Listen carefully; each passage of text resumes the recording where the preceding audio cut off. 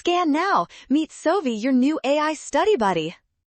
Calculus problems involving average values look intimidating, but you can solve them in under 60 seconds by following this simple 3-step process. Watch this now.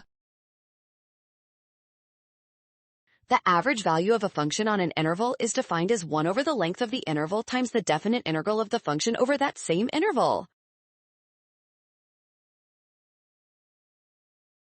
We are given that the area under the curve from 0 to 2 is 3. This area is exactly equal to the definite integral of the function over that interval. Now, simply substitute the integral value of 3 into our formula. 1/2 times 3 gives us 3/2, which is our final average value. That is option B. Nailed it! Scan the code. You can learn better with Sovi. Don't skip the integral or flip the fraction. Always apply the average area rule.